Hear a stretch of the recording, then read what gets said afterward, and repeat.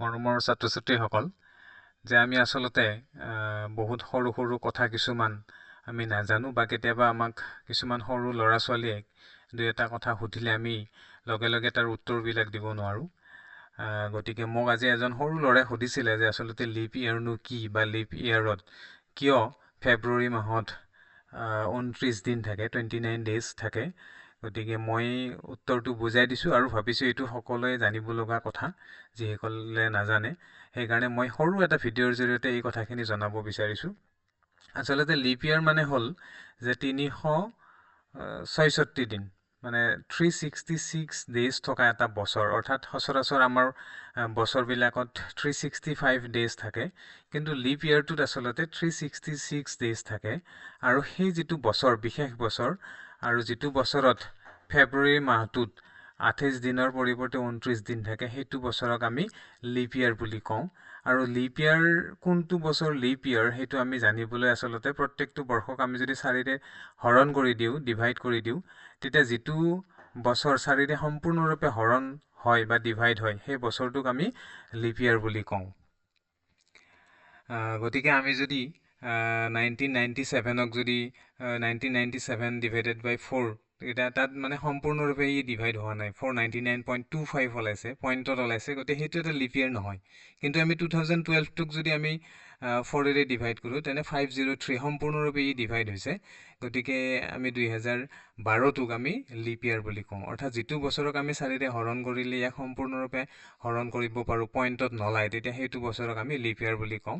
গতিকে আমাৰ মনত প্ৰশ্ন হয়, আমাৰ নেক্সট লিপ ইয়েৰ কোনটো? গতিকে আমাৰ আহি থকা লিপ ইয়েৰ বছৰটো হ'ল 2028 বৰ্ষ। তাক 4ৰে হৰণ কৰিলে 507 পোৱা যায়।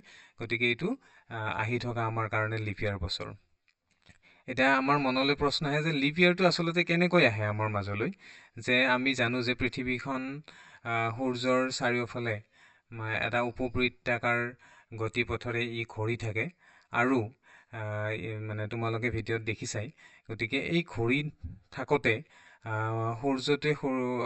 পৃথিৱীখনে সূৰ্যৰ চাৰিওফালে এপাক ঘূৰিবলৈ 365.25636 ডেইজ লাগে। আচলতে পইণ্টত আছে 2.25636।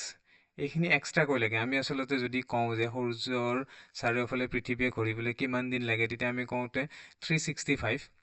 আচলতে কিছু সময় আৰু ৰৈ যায়, 25636, অৰ্থাৎ প্ৰায় 6 ঘণ্টা সময় এক্সট্ৰাকৈ ৰৈ যায়, যিটো আমি ইন জেনেৰেলি আমি নকওঁ।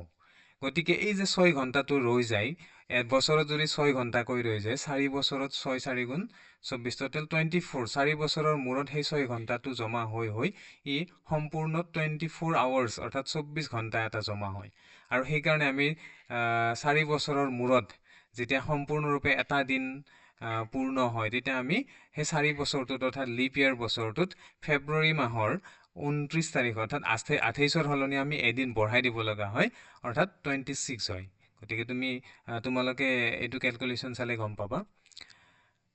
আৰু আমি যিটো সূৰ্যৰ চাৰিওফালে আমাৰ পৃথিৱীখনে ঘূৰে, সেইটো আচলতে একেবাৰে বৃত্তাকাৰ গতি নহয়। মই তোমালোকক সেইকাৰণে স্ক্ৰীণত দেখাই দিছোঁ কেনেধৰণে ঘূৰে। ই এটা সমান্তৰাল নহয়, আচলতে সূৰ্যৰ পৰা এই সমান্তৰাল দূৰত্বত নুঘূৰে। তোমালোকে নিশ্চয় স্ক্ৰীণত দেখিছা ইয়াৰ মানে গতিপথটো কেনেকুৱা। এনেকুৱা এটা গতিপথত পৃথিৱীখনে সূৰ্যৰ চাৰিওফালে ঘূৰে। গতিকে মই ভাবোঁ এনেধৰণৰ সৰু সুৰা দুই এটা কথাই ছাত্ৰ ছাত্ৰীসকলক যথেষ্ট উপকৃত কৰিব। আগলৈ আৰু এনে তথ্য নিশ্চয় জনাই থাকিম। ধন্যবাদ।